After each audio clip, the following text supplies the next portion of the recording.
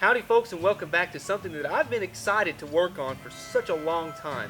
If you haven't subscribed already, now is probably a great time to go ahead and drop down there and turn on those notifications while you're doing it. But this is something that I have a personal affinity towards mid-60s Chrysler products. Basically, the 65-year model is my favorite personally, and this car is a 65 Dodge Monaco. Now what makes me so excited about it is that it is a two-door, bucket seat, center console, big block automatic car, and this was like the top performance model of its time in 65 for Dodge. So this is something that's really, really cool, and I hope you guys are excited like I am. And this car has been sitting for longer than I have any idea or any clue about. So long, in fact, that there are trees growing on the hood, the roof, and the deck lid that's just been sitting for that long. And we'll have to investigate to see just how long, in fact, it's been sitting like this. But it wasn't sitting in this spot. We had to dig this car out from the grave that it was sitting in, and it took literally an entire day just to get it from where it was sitting to this spot right here. So let's flash back just a few days ago and watch us struggle and fight and excavate this car from where it's been sitting for decades. This 1965 Dodge Monaco has been sitting for so long, the rockers are actually touching the ground from burying itself into the grave. I verified that this is a big block car, but I have no idea what could be underneath the hood. We've got a lot of work ahead of us to unearth this giant C-body after sitting for decades, and if we can get it home, the next step is to get it cleaned up and running to assess the damage done by the elements. Stick around to the end of the video to see if we can even save this relic.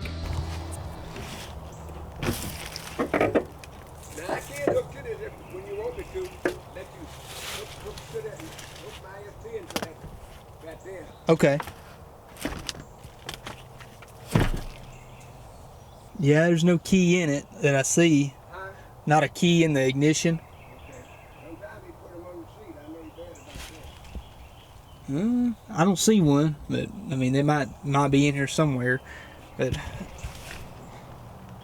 that's the good thing about these cars is that the ignition switch is separate. On the it's not on the column. Yeah, that's what I like about it. That door opened right up. That's impressive.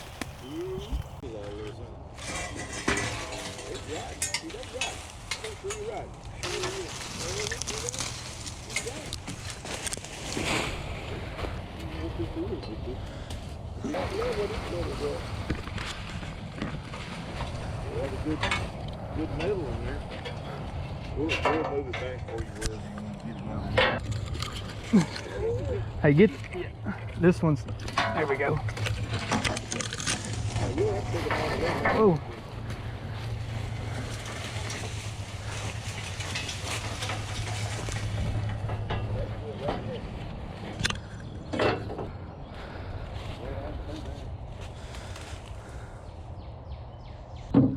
I get a sway bar and a strut rod at the same time.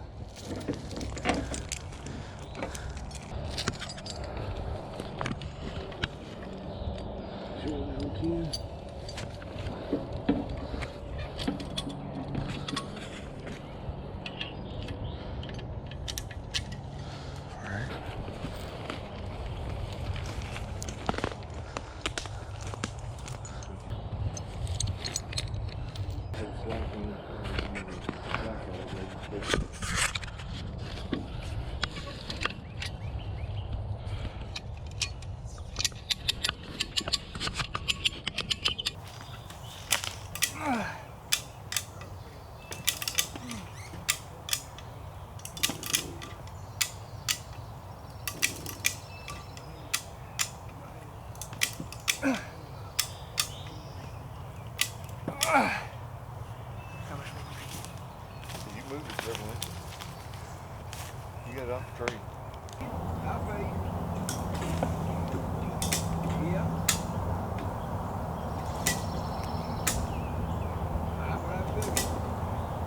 Okay, I'm on the leaf spring hangers. Go for it. Get it tight, and then I'll go in there and try to turn the wheel.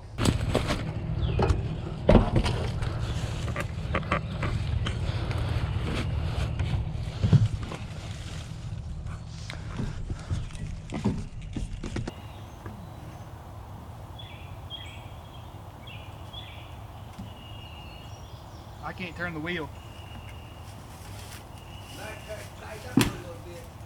Just try it. I can't turn the wheel.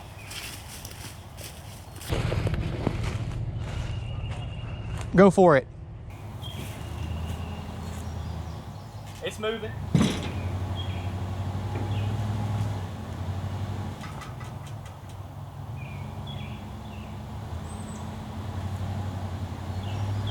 Back up just a touch and get a little slack, and then we'll get a little runway.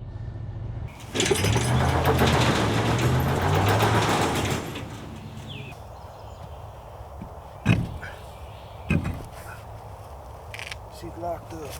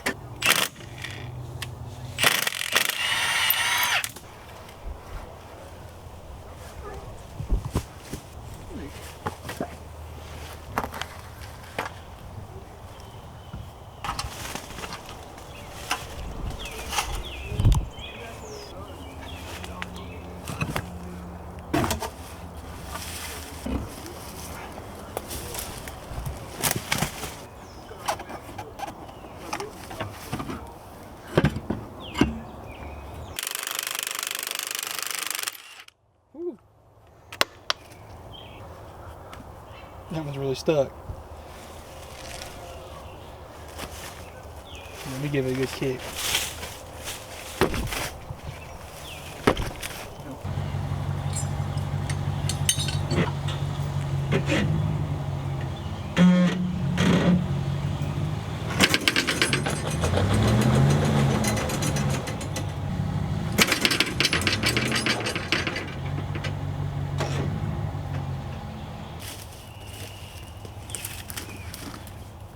Hey, keep working on that. I want to see if I can find something to help us get this car out of here. What is that?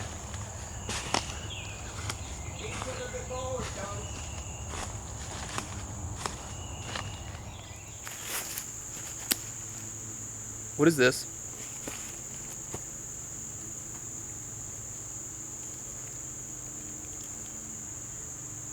This is the Baselite Grooming Detox Scrub Bar. Oh, an Audubon bird call. Oh, nice. But this, oh, this is a Bare Bones Ultimate Tool. I cannot wait to use this right here. Wait a minute. Is that the Bespoke Trail Box and Weekender Bag? Oh, yes. Oh, you know I love the Trail Box. It's got things like the pocket saw in it. It's got the paracord bracelet. It even comes with this gut hook knife. And not to mention, we got the Surviving the Great Outdoors with Brendan Leonard. And I can put all of this in my Weekender bag and take it anywhere I want to go. And that's why we love Bespoke Post for sponsoring today's video. Now, every Bespoke Post box is around $70 value, but you're only going to be paying $45 for each box. And the cool thing is that 90% of their products are actually from small businesses. So you're going to be finding a lot of cool products from brands that nobody else is going to have. Now, they're not going to make you buy something you don't want, obviously. So that's why you need to go down to the description box, click the link, go to Bespoke's homepage, scroll all the way down to the bottom, and then take their quiz. That way they can tailor your boxes to your needs and what your interests are. Once you get the box, you can either keep it, swap it for a different one, or just skip that month entirely for absolutely no charge. Now, while you're there buying your first box, why not get 20% off while you're at it? Bespoke Post is kind enough to provide you that, so enter my code at checkout, or you can go to the link down in the description below and make sure you get that 20% off. Now, thank you, Bespoke Post, for sponsoring this video. I've got to get back to work.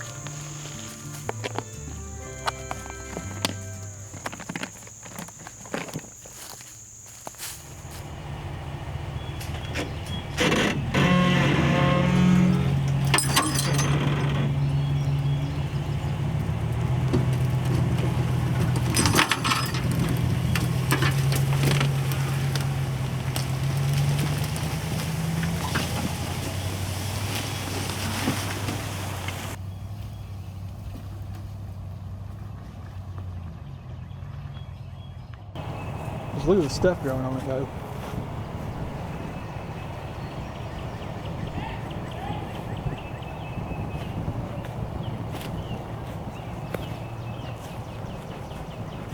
You might look at the video. I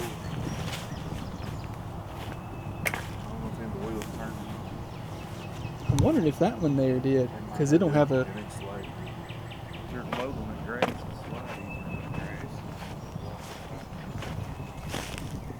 There's the muffler. See if there's any goodies left under it.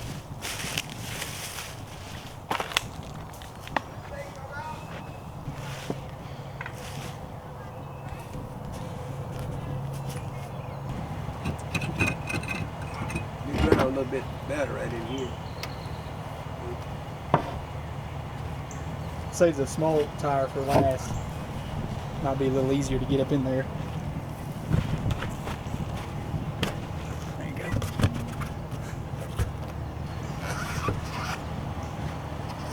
I can drop it down if you need me to.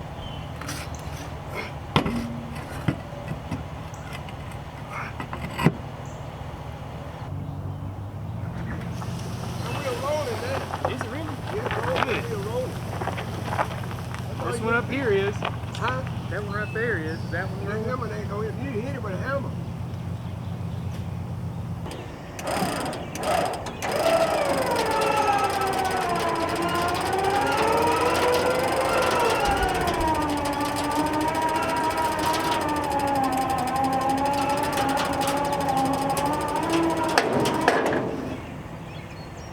I got it cut. Sliding over it. That soap making it slide off. This side. Let me push on it while you're. Go ahead.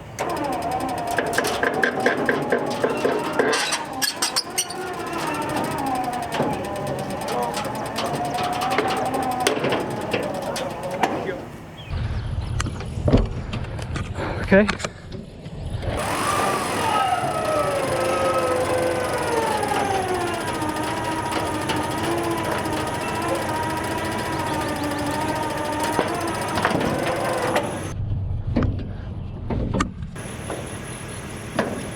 Now come on, man.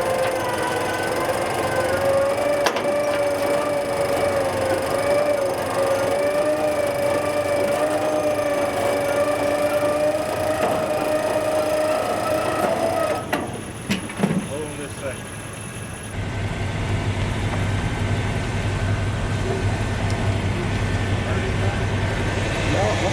You can hurt yourself. That's what we're worried about.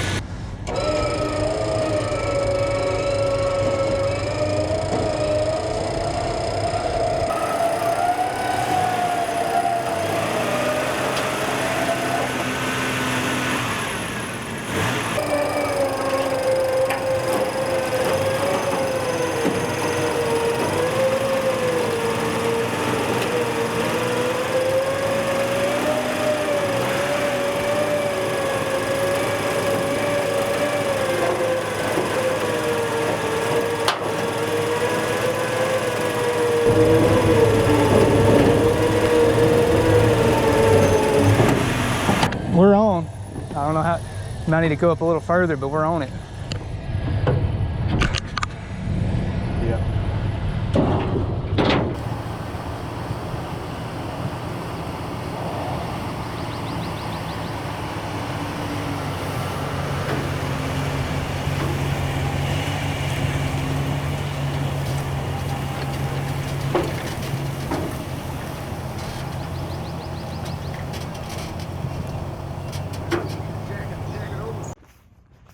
Now that most of the material has been blown off the hood, I want to see what's under the hood here and just kind of figure out what kind of big block we have.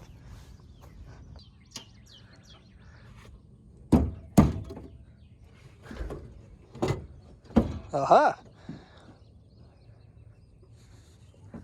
Moment of truth. Well, it's all there. What do we got? Let's see if it's a low deck or not. I'm thinking 383, just based off this. That's my guess. But I'll have to dive a little bit deeper to determine. because a 413 and a 426 were both options for this year, so.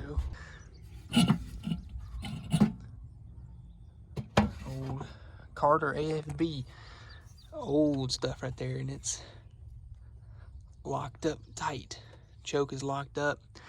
There's a good chance the engine may be seized.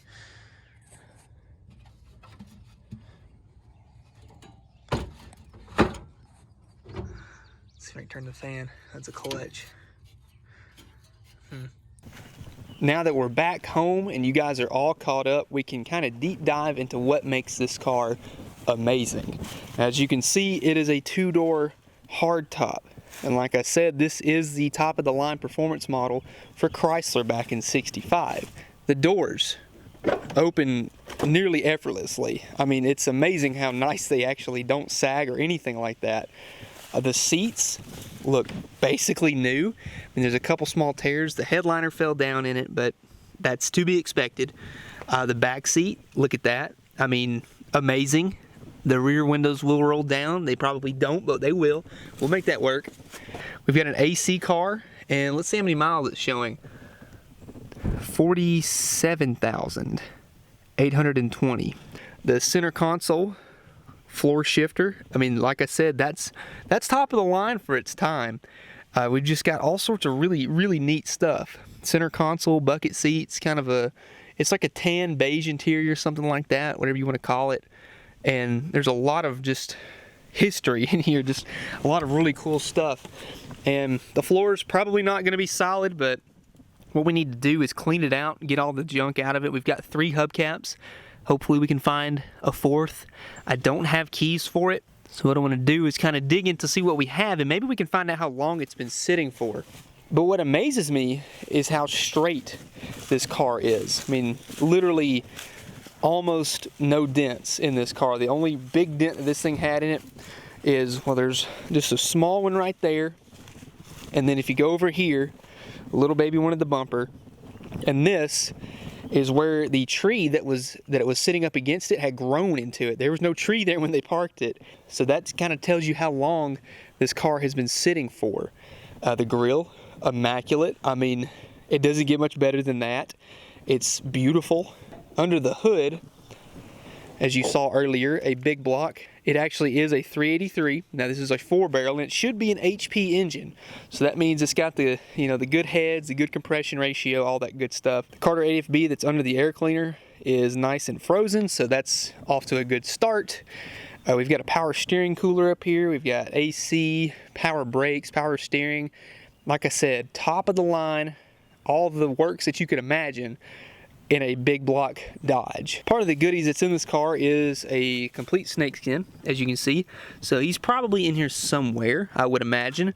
I'm not gonna spend a whole lot of time inside the car because I don't wanna find out what's in here.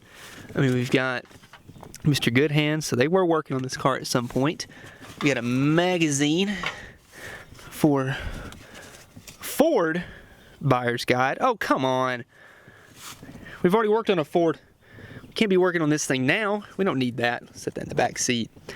I really want to find out what's in here. We've got like an authorized dealer certification of required maintenance and services. Maintenance on this car that was done. I can't really read it, but it looks like something from 1967, if I had to guess. And here's a book. What is this? Let's find out what this is right here. Kitty E. Kimsey. Then there's the address. I'm not going to give that out, but Dalton, Georgia, March 22nd, 1967. What is this, the brochure, the owner's manual? Wow, look at that. 65 Dodge, Polara Custom 880, and Monaco. We are top of the line with that Monaco. Look at that. Oh, here, look here. October of 1964, this thing had 1,316 miles on it. And here's all the logs for every oil change that was performed on this car. So in August, wow, look how many miles they put on this car. Between 64 and 67, they put 45,000 miles on it. This car had been sitting, has it really been sitting that long? Let's see. May, it had 41,000 for the oil filter. So how many miles did this car have on it? It was showing 47,000. I wouldn't imagine that this car would have been driven 100,000 miles almost exactly before being parked. I mean, these service records show 45,000 at the latest, and that was in 1967 when this car was just a few years old. So there's the purchase date of when the owner that I bought it from bought it, January 5th, 1971. So it has been on the road at least in 71. But like I said, I mean, that's not a lot of miles to be driven from now and then. So I would imagine in that case, I would say mid-70s is when it was parked. So could be close to 40 something years that this thing's been off the road. That's impressive. That is very impressive. Well, I guess first things first, let's just kind of assess the situation here. I know for a fact this carb linkage is frozen. The choke is frozen. Well, it kind of moves. I could spray that down probably with a little bit of a PB blaster and bring it back. But I'm just kind of worried that if that's frozen, I don't know how the engine's going to be. It's kind of a telltale sign if your carburetor linkage is frozen. There's a good chance your engine is too. I have seen it happen where it's not, but you know, you never know. The good thing is that the choke and the throttle blades were frozen shut. So that means that hopefully no moisture or critters got inside the carburetor and down into the engine. But first things first is just see, does it turn over? Can we get something on the crank and just make it spin?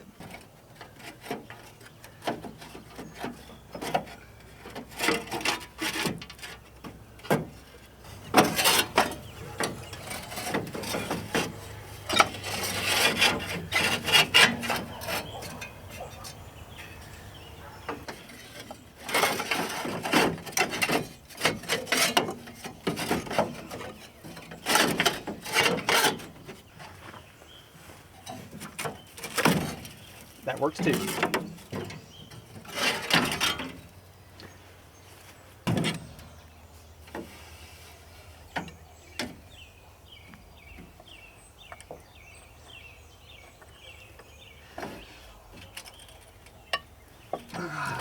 No.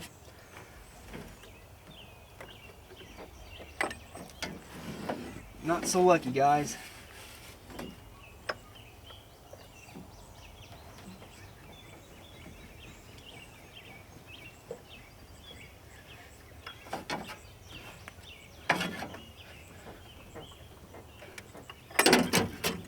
I know it's got oil in it. We might have to fill all the cylinders up with a little bit of ATF. Now with each spark plug out, I've taken this funnel and stuck a 3/8 hose on it. And this hose will actually fit down in the spark plug hole itself. And I've got a little combination here that we're going to try. And that includes some PB Blaster and a little bit of generic ATF. And this is for vehicles with over 75,000 miles, so technically we're not in that requirement, but we'll see if it works. So I'm just gonna take this hose here and run it right into there and just pour it to it, boys.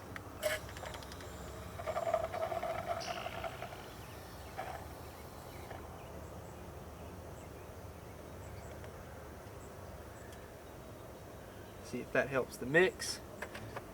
You see it pouring back out, so the cylinder should be pretty much full at this point, at least covering the entire top of the piston. Now it's going to vary depending on where the piston is in relation to the cylinder, but we will try our best to fill up all 8 and let it sit. Well, it's a late night here in July, and I am fed up with this old 383. If you notice, there's ATF just laying everywhere on this thing, and unfortunately we have not been able to make this thing come unstuck. So I brought out my secret weapon. I've got 5 gallons of diesel fuel right here that I'm going to pour down the carburetor and see if that'll unstick it. Now, I put every single spark plug back in, and we're going to fill it until I see diesel start pouring out of something. See what happens.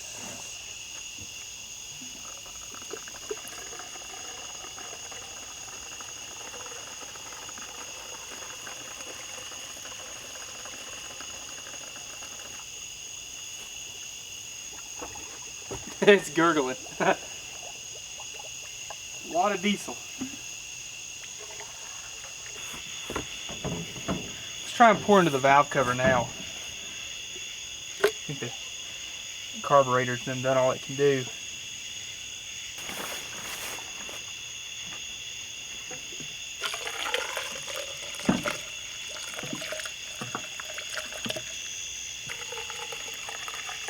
And the whole reason we're going to do this is because if any kind of rocker or valve spring or whatever the case may be, the actual valve itself decides that it doesn't want to move, if it's stuck, this diesel will hopefully free all that stuff up. While we're only touching the rings, it could be a rocker arm for all we know.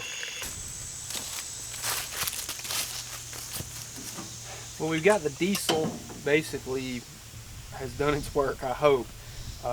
Some of it did leak out because the dipstick didn't seal all the way, so as soon as it hit the top of that dipstick tube, it immediately started running out. So there was no diesel above that point, which that just about covers pretty much the rockers and the top of the pistons at least. So hopefully that got all the rings cleaned out, got the rockers all cleaned out. So I'm going to take our breaker bar again, try spin it over.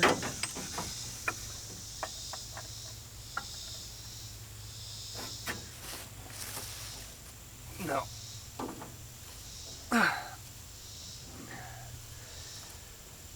I've got all the spark plugs out, and that should have spun over perfectly fine. I think we need to pull a valve cover off and kind of see how it's looking on the inside, because I'm worried that, you know, it may not be a piston ring, it may be something wrong with the top end as far as like the rocker assembly goes. So let's pull that valve cover. All right, every bolt is loose.